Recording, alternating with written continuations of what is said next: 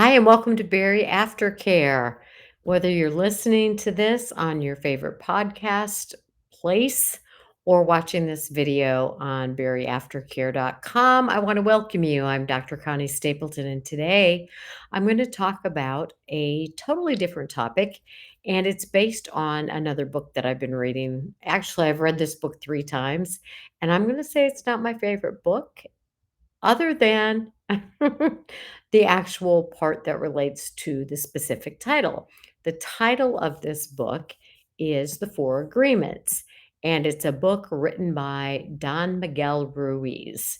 And I will say, I just don't like some of the ways that some of the analogies that they make, but I love the 4 agreements themselves. So I really wanted to share this information with you because it really does relate to your weight loss journey. And I want to apply these 4 agreements, which I think are a brilliant way to live life, and share how you can apply these 4 agreements that you make with yourself. Like, I agree with myself to do this. There's only 4 of them, and it will make your life better in all areas, to include your weight loss, and I'll kind of explain to you how to make that happen. So I've been doing some of this lately where I'll read a book and I want to share some of the information with you because it's so incredibly written and it's such amazing information. And that's why I chose this book, because I was rereading it last night. Like I said, I've read the book several times, and I think these 4 agreements are such a great way to live life, just like I think the 12 steps are a great way to live life, and a lot of a lot of Buddhist things, and a lot of, the Dalai Lama. And there's a lot of great ways to describe philosophies of life, and this book is no exception. So I'm going to share with you in the next 2 videos about the 4 agreements, and I'll start today. Today is Monday, October 4th, and I will do 2 of the agreements today, and on Thursday, I will do 2 more of the 4 agreements. And you have to be online and part of Berry Aftercare, which is www.berryaftercare.com, in order to hear the Thursday video. But you don't want to miss it, because this is an amazing book and it's got these amazing agreements. So I will read for you what these 4 agreements are right now, and then I'm going to go into the first 2. So the first agreement noted in this book, and that's pretty much what the book is. It's about, and these are taken from a very old, ancient philosophy. It's called the Toltec Path. The author calls it the Toltec Path to Freedom, and it's based on this Toltec wisdom, brought down from ages and ages and ages. So really great wisdom. The first agreement is be impeccable with your word. And we'll talk about what that means and how that applies to your journey through weight loss. And remember, the goal for this bariatric surgery is not to lose the weight. That is a goal. But the long term goal, and please keep it in mind, is to live your life at a healthy weight, to maintain that weight loss so you can prevent comorbidities or decrease the medical comorbidities and increase the quality of your life. Do the things you want to do. So, the first agreement, be impeccable with your word. The second agreement is don't take anything personally. The third agreement is don't make assumptions. I love this one as we get into it. And the fourth one is always do your best. Always do your best. So let's get started. And we're going to talk today about that first agreement, being impeccable with your word. And we're going to talk about what does impeccable even mean, and how does this play into my weight loss. So the first agreement sounds really simple. It's not easy, just like the 12 steps of AA or the Gotta Do'ems that I have shared with you. They're simple, but none of this is easy, right? And it's not easy because we have all this crap in our way from our entire life of living, stuff in our head, things we were told, things that society puts upon us, et cetera, et cetera, et cetera. So Recently, in previous videos, I've talked about creating the story you want to create in your life. And your word, the things that come out of your mouth, is the power that you have to create whatever kind of life you want to create. So, your first thing to think about is, what do I want in my life? We've talked about this in terms of values, goals, meaningful matters. What's important to you? The things you say that are important to you, that's your word. That's the first way you create where you want to head in life. So it's through this word. The author says it's through the word that you manifest everything. Manifest meaning make it happen, make it come true. So, what I'm sharing with you is from this book, The Four Agreements. The author says the word is a force. It's a force, it's powerful. It's the power you have to express and communicate what you think. Therefore, it's the power you have to create the life that you want. So, this isn't the first time, if you've ever read a lot or if you've listened to me a lot, that you've heard this. It's just another person taking another historical, ancient form of wisdom and put it into their words. I really want you to get this fact that when you create something with your word, when you put something out there, it's helping to lead you in that direction.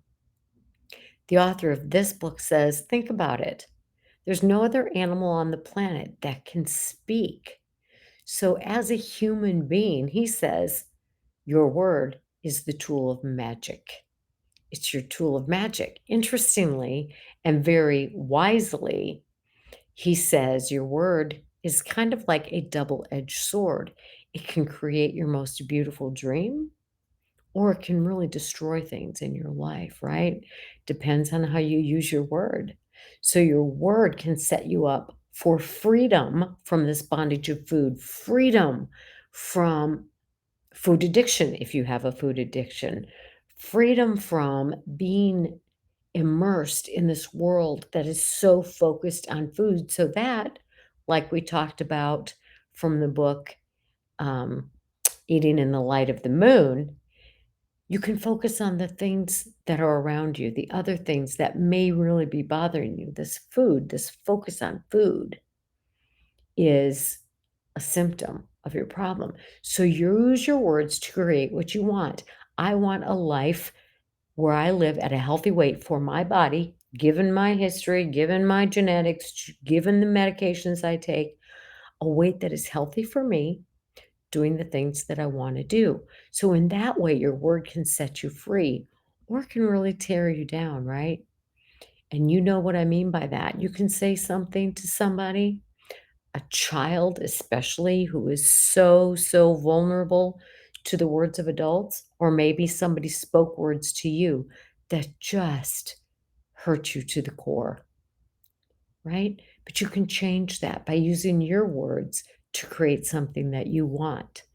But one word can change a life for the better or for the worse.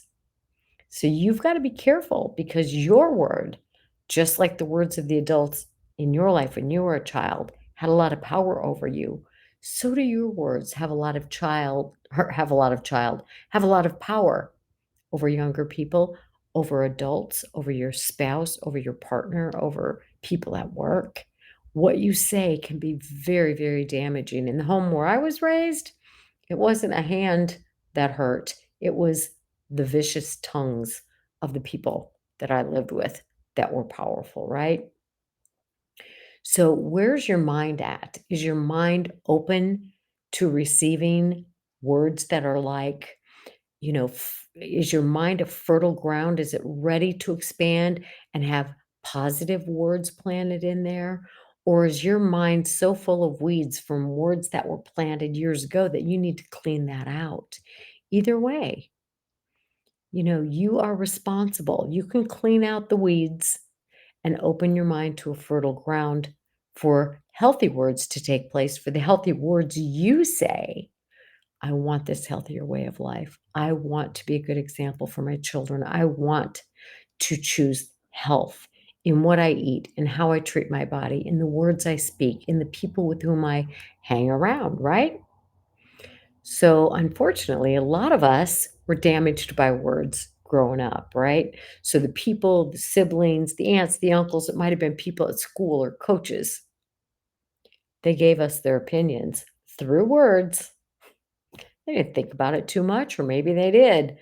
But if those were not encouraging words, if they were damaging words or depleting words or hurtful words, a child takes that in and believes whatever they were told. So if you were told you're ugly or stupid or worthless or incapable or incompetent or whatever it is, as long as you believe that, as long as you made an agreement, that's why the book is called The Four Agreements, right? As long as you came to believe or take in or internalize what they said about you and you made that agreement, then you maybe need to change that agreement today, right? We have to get to a point where we're like, why did I give that so much power over me?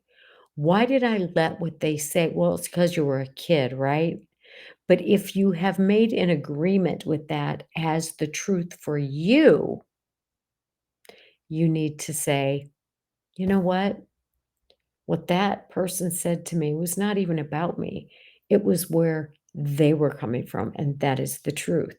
So today, while you're on this weight loss journey, if you have people saying, "Oh, I don't believe you'll stick to this," or "You'll never change," or "I don't even know why you bothered doing this," don't turn that into an agreement. Don't agree with that in your head. Say, "You know what? That is not my truth. The agreement that I am making is with myself. The agreement I am making is that I choose health. I choose to follow through with what I'm being taught," right? Because how the author puts it, and this is part of what I don't like about the book, but he says, "You're breaking a spell. You're breaking a spell put on you by somebody else." And I don't like that verbiage, but neither here nor there. The message is important. It's like I'm saying that person who told me I'd never succeed, that person who is saying weight loss surgery isn't going to work for you, that person who said you're ugly or you're stupid or you're fat or you're worthless, I break that agreement with them. I no longer choose to buy into that. Now, that's simple. It's not always easy because you may have heard that message for a long time in your life. And tragically, you may have repeated that message to yourself over the years. Now you have to say, I want to break that agreement. I want to break that agreement. I don't buy into this. I am capable. I can change. I can do difficult things. I can follow through and I will. That is the agreement, right? So the word impeccable literally, and this is what the author says, okay, means without sin. This is where that word comes from. It's from a Latin word, peccatus, which means sin, and the M means without. So impeccable means without sin. So we're not going to take this to a level of sin and sinners, but what you want to do is remember that when you say ugly things about yourself, you're causing yourself damage. I'm not gonna go say that's a sin because people get all, a little wonky with they make that a religious word. But think about whenever you talk unpleasantly about yourself, you're being unkind to yourself. When other people speak unkindly to you, whether it was in the past or in the present, it's unkind. Don't agree. Don't buy into it. Say, I choose to feel kindly about myself. I choose to speak kindly about myself. The author of The Four Agreements writes, you go against yourself when you judge or blame yourself. He goes on to say, being impeccable is exactly the opposite. Being impeccable with your word is not going against yourself. When you are impeccable, You take responsibility for your actions, but you don't judge or blame yourself. Hallelujah. Let's say that again, because being impeccable with your word, you take responsibility for your actions, but you don't judge or blame yourself. So you say, I choose health, I'm going to live healthy. But something happens throughout the day, and maybe you kind of, go off the rails with sugar. So being impeccable, you say, you know what? I went off the rails with sugar. I can do better. That's taking accountability, but not judging or blaming yourself with unkind words. So choose your words carefully. Be impeccable with your words. The book says, the author says, self rejection is the biggest sin you can commit. So, really being unkind and rejecting yourself, like maybe you've been rejected in the past. Society rejects people when they're overweight.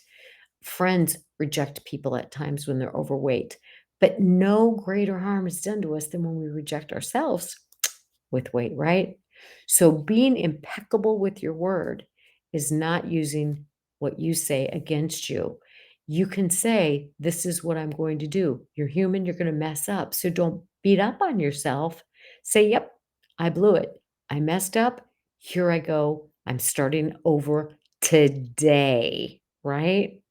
So being impeccable with our word means I choose to be kind to myself. I choose to give myself the gift of kindness and accountability. So I don't go blaming, I don't go, shaming myself, I don't go judging. I just say, this is how it is. This is what happened today. This is what I did well. This is what I did not well. But I'm going to love myself regardless and continue on. Make that your agreement. Your agreement with your word is to be accountable and to be kind to yourself when you aren't perfect, right? It's a direction you want to go in. You want to go in a positive direction because too often, what do? How do people use their words? Think about Facebook. Think about social media. A lot of people, probably including ourselves at one time or another, I'm as guilty as the rest, right? We use our words sometimes to express anger in unhealthy ways. There's nothing wrong with anger or expressing anger in a kind way. We use our words to express poison, jealousy, envy, hatred, right? Our words are powerful, right? The most important gift we have as a human, says the author of The Four Agreements. So we don't need to create chaos with our words. We don't need to create anger and jealousy and revenge, you know. But as the author says, and I'll read this, we use the word to create hate between different races, between different people, between families, between nations. That is a misuse of our word, right? We want to use our word impeccably in a positive manner. The lesson here, he says, is whenever we hear an opinion, maybe of another person, and then we believe it, then we're making an agreement and it becomes part of our belief system. And that's okay, but be picky. Don't make an agreement with something negative against yourself. Don't make an agreement to join in the hatred and the ugliness and the bitterness that you put out with your word, right? Think about this as a child, what it was like, and think about this in terms of, do you do this with your own children, right? We share our opinions about the world, and that's okay, but be careful what you share with your children and those you love, and even people you don't know, that's negative or unpleasant or critical or judgmental or harsh. Because children, especially, are going to carry that for years and years and years because they make an agreement with you. You're their parent. Did you make agreements with your parents based on, or other people based on ugly, negative things they said about you, right? So if you've made those agreements, you need to break them and say, that wasn't about me. That was about them, right? So you want to be impeccable with your word. And use your word to create the life that you want to create. So I love the example that this guy gives. He says, think about the human mind like like a computer and gossip, the ugly words that come out of people's mouth. It's like a computer virus. A computer virus gets on your computer and it's written with the coding with the intention to harm. Is that what you wanna do with your words? Do you wanna use your words with the intention to harm? And you put it on Facebook and other people. That's how gossip works, right? You put it on one person and it ends up all over the place. No, that's not how we wanna do. And we create a mess. We create chaos. So use your words to speak kindly about yourself, right? If you're saying to yourself things like, "I look fat, I look ugly, I look disgusting, who would wanna hang out with me? I'm overweight, I'm obese, I'm stupid," whatever those things you do, that's using your word against yourself, and you've gotta understand that that's an agreement you've made with yourself. So, you've got to change the agreement with yourself before you can actually change the reality. And I've talked about this so often in terms of self-talk, right? So you've got to change the self-talk and you've got to break those other unhealthy agreements that you've made. So you no longer say the words, I'm ugly, I'm fat, I'm stupid, I'm whatever, right? I love this. And my whole philosophy in working with bariatrics and all people is to help them learn to love themselves. Because truly, if we don't love ourselves, and we don't love ourselves if we're going around saying, I hate myself and I look ugly and I'm stupid and I'm fat and who'd want to hang around me? I'm gross and obese and whatever, right? That is not self love. Self love is not punishing yourself with food. Self love is not sitting 24 hours a day all the time. It's using your body in a healthy way, right?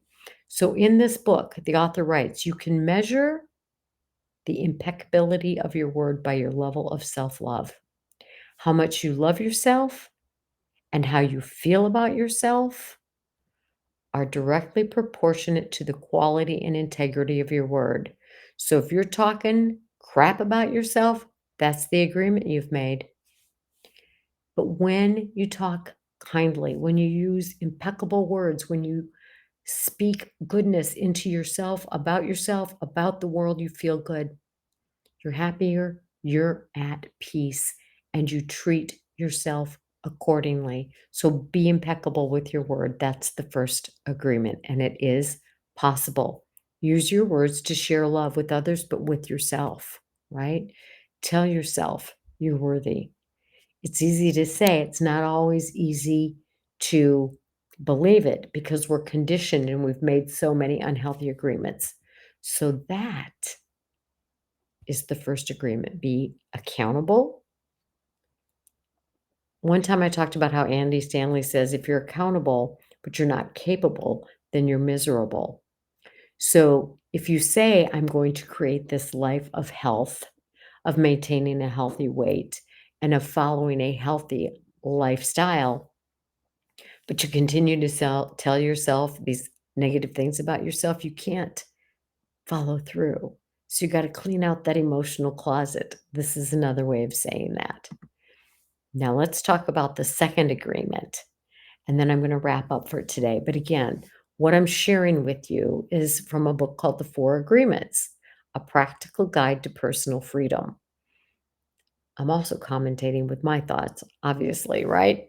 So the first agreement, be impeccable with your word. The second agreement, don't take anything personally.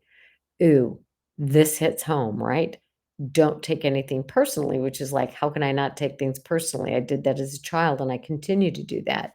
It's almost impossible as a child not to take it personally if your parents or people you trust and love are telling you negative things, right? But you've made agreements with that, now you're breaking those. As an adult, a healthy adult will learn not to take anything personally. And the author is going to share with you why and how you can do that, right? So the second agreement, don't take anything personally. Whatever happens around you, Don't take it personally. So if somebody says, you know what, you're stupid, or you're not going to make it, or why'd you bother having this weight loss surgery? I don't believe you're going to follow through, blah, blah, blah, blah, blah, blah. Then say to yourself, how do they know? Right? They a mind reader? Don't take it personally. When you take personally, this might sting a little bit, but I believe it. And this is what the author says. If you take things personally, it's because you agree with what they say. No, I don't. No, oh, yeah. There's a part of you that believes it, or you'd be like, well, guess that's about them. So here's what the author says. What causes you to be trapped is what we call personal importance.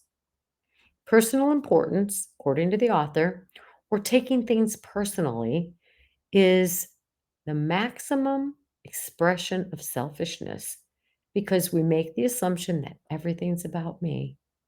So whatever anybody says about us, it's like, oh my God, oh my God, oh my God. When we buy into what everybody says, and they may be saying 25 different things about us, it's the ultimate of selfishness because we're thinking, well, everything's about me, clearly, right? While we're kids, we do kind of take things personally because children are egocentric, meaning they do think they're responsible for everything. They do think everything's about them. So we kind of learn that naturally as children, but as adults, we have to let go of those agreements. What they say is not about me, right? And I'm going to read right from this book because I don't think I could say it any better, or very few people could say it any better. And this is what the author says. Nothing other people do is because of you.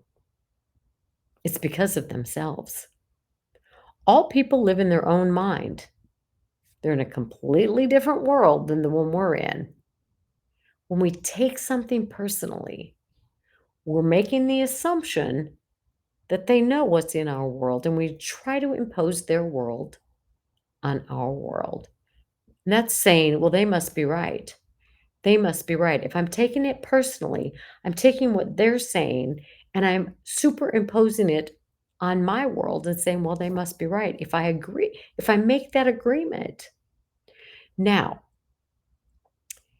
this goes, he says, nothing other people do is because of you. And this goes for when you make poor food choices, it's not because somebody else pissed you off. If somebody has an affair, it's not because of their spouse. Everything other people, nothing anybody else does is because of you. You can't make another adult have an affair. You can't make another adult take a drink. You can't make another purple person, another purple person turn to food. You can't make anybody do anything, right? What we do, what I do, I am as an adult 100% accountable for, right? So, well, they said I was, blah, blah, blah. Well, that sounds like a 4-year-old. My granddaughters are both 4, and they're like, she said I can't be Cinderella, right? She said I have to be so and so. Nothing anybody says can make you eat. You're responsible. Don't blame anybody for what you do as an adult. So the author goes on to say, in quotes here, even when a situation seems so personal, even if a person insults you directly, it has nothing to do with you. What they say, what they do, and their opinions are according to the agreements they have in their minds. Their point of view comes from all the things they have come to believe. So if somebody says, you're great and wonderful, that's their opinion coming from their plate. Now, we want to believe that one, right? But if they say, you're fat and ugly, right? If they say that, don't take it personally because that person is coming from a place where their own feelings, their own beliefs, their own opinions, their own experiences form that and they put it out there. If you take it personally, they're sending poison your way. And if you're taking it personally, then you're taking that poison on as your own. So taking this personally makes you easy prey for predators who are going to spew poison on you. And they're going to see your reaction. And, if you get all distressed about it, as opposed to going, don't know where you're coming from, person, but that's on you. The author says they can hook you easily with one little opinion and feed you whatever poison they want. And because you've taken it personally, you eat it up. You eat all their emotional garbage, and now it becomes your garbage. But if you don't take it personally, you're immune to it. Don't take things personally, right? You feel offended. Your reaction is to defend yourself and create conflict.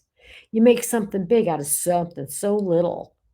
Maybe they didn't even think about what they were saying. It wasn't intended to be super critical, but oh, you're wounded, right? Your ego is wounded. And it's like, well, you said this, and I'm so offended, and I'm so hurt, and I'm so wounded. Please, right?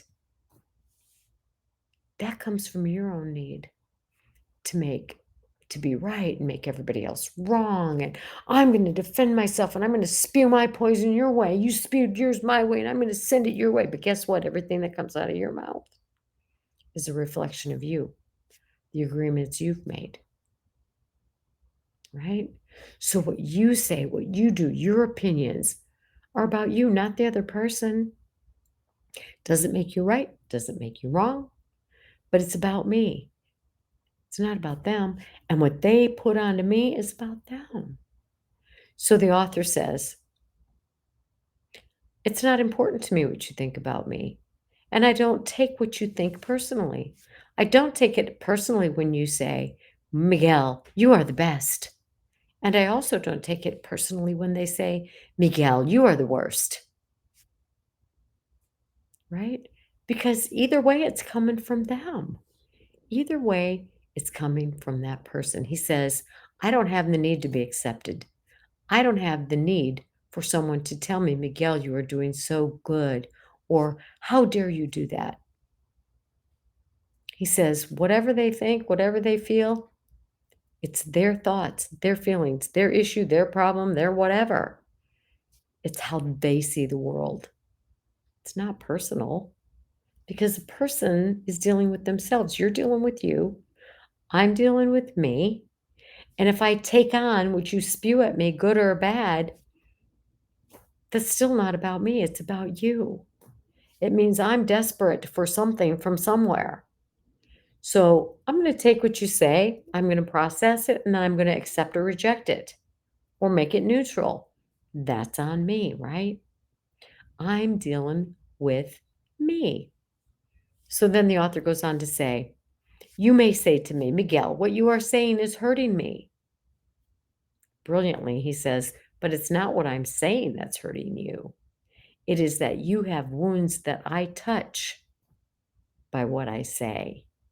You're hurting yourself. There's no way I can take this personally, not because I don't believe in you or don't trust you, but because I know that you see the world with different eyes, with your eyes. You create an entire picture or movie in your mind. And in that picture, you're the director, you're the producer, you're the main actor or the actress. Everyone else is secondary. It's your movie. Your movie is according to the agreements you've made in your life. It's no one's truth but yours. So if I say something and you say, that really hurt my feelings. No, what I said pushed something within you that you already believe. So you can make an agreement with what I say, or you can say that doesn't fit for me. It's tough, right? This is not an easy thing to do. The author says, whatever people do, feel, think, or say, don't take it personally. If they tell you how wonderful you are, they're not saying that because of you. You can know you're wonderful. It's not necessary to believe other people who tell you that you are wonderful. Don't take anything personally. So whether they tell you you're wonderful or awful, just know that's where they are. You decide, are you wonderful or are you awful? And that is not about them. That is about you, right? But you need to take a good look at yourself and say, how am I using my word? Am I using it wonderfully or awfully? How am I behaving toward myself, wonderfully or awfully? And then be accountable and make the changes accordingly, right? So don't take people say personally. You got a choice whether to believe what they say or not believe what they say. That is 100% on you. And what you do with what other people say is also 100% on you. Well, so and so said such and such, and they hurt my feelings, and it really pissed me off. And so I went and ate. That's on you. You went and ate. What they said, what they did is on them. Whether you believed it or not, whether you carried it with you, that's on you, right? That's on you. So you've got to decide, because if you take things personally, then you're setting yourself up for suffering, right? If somebody says, "You're never going to make it in this weight loss journey, I don't know why you even bothered," and you carry that with you, you've chosen that misery. I know that's awful, right? Why would we do that to ourselves? Maybe because you're accustomed to, or maybe because you believe it yourself, right? Here's something the author says, and I'll read this. I don't completely disagree with this. He says humans are addicted to suffering at different levels and to different degrees, and we support each other in maintaining these addictions. We do that by gossiping or feeding into the crap, you know? Everybody talks about one person and then we're all talking about it. Then we're all miserable because we think, well, if they're talking about them, maybe they talk about me. Oh my God, nobody's safe, right? So we engage in all this stuff that causes suffering to others and suffering to ourselves. Humans agree to help each other suffer, says the author. If you have the need to be abused, let's say somebody's been abused as a child, we tend to find people who will abuse us as adults. So the author says if you have the need to be abused, you'll find it easy to be abused by others. Likewise, if you are with people who need to suffer, something in you makes you abuse them. It's as if they have a note on their backs that say, "Please kick me." They're asking for justification for their suffering.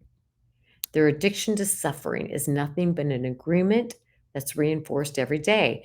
Now, I say to people, this is me saying this, if you feel you're being treated like a doormat, stand up. And it's the same thing. It's like you get this idea that I'm a victim or I'm a martyr or people take advantage of me, and then you put yourself out there to be taken advantage of. And then you say, well, I eat because I feel bad. Quit making the agreements with people.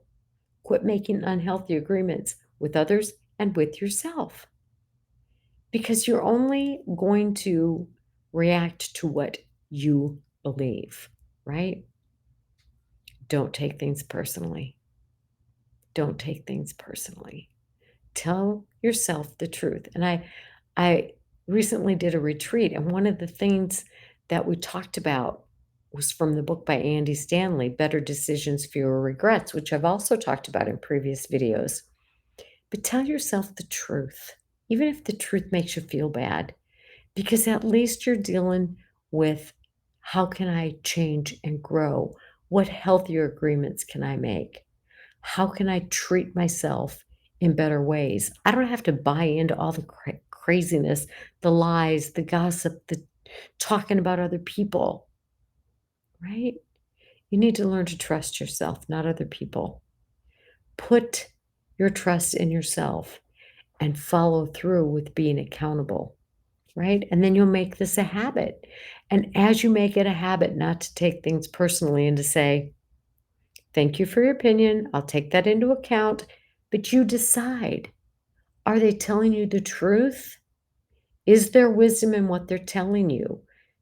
If it hurts a little bit, is it because there's some truth to what you're telling you? It's not that you have to take what other people tell you personally.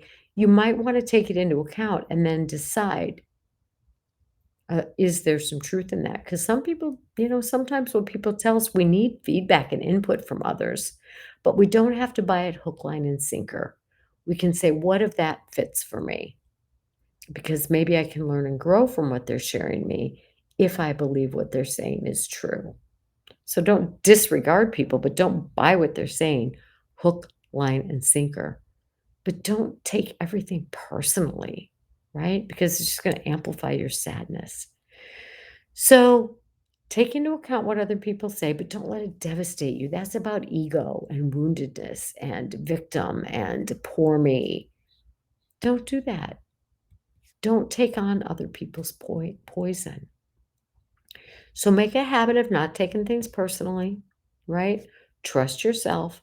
Know if what they're saying has some truth to it, but you're never responsible for the actions of others, and other people are never responsible for your actions. So if you really, really understand this, then you're not going to take things personally, and you can hardly even be hurt by the careless comments or actions of other people, right? And then you can say, I love me. I'm going to make the decisions that are best for me. I'm going to listen to what other people say, but I'm not going to take it as the truth. I'm going to say, is there some truth in what they're saying? And if so, what do I need to do to make my life better? But I'm not going to let every little word or thought or comment by another person drag me down. I get to choose. I get to use my words, my thoughts, my life experiences to create the life that I want at this time in my life. So be impeccable with your words. Use kind words. Be accountable. Don't beat yourself up. Don't judge. And don't take other things personally. Don't let people say, it's your fault I did this or it's your fault I did this. And don't do that to other people. We are all responsible for our own actions. What other people say is about them. What you say is about you. Take accountability. So, those are the first two of the four agreements that are very wise to make in your life in all areas to include this journey toward living a healthier life. All right, join me on Thursday or become part of Berry Aftercare by going to www.berryaftercare.com and hear the other two agreements that will help you in this journey. Thanks for joining me today. Thanks for listening to Berry Aftercare, the podcast. Share it with your friends and other people because it's not all about weight. Everything I say can really apply to all areas of life. So, again, I appreciate you, and I just join in celebration with you for every small healthy decision you make. Let it be a celebration for you. And remember, as always, your health is your responsibility this day and every day. Make it a good one and a healthy one.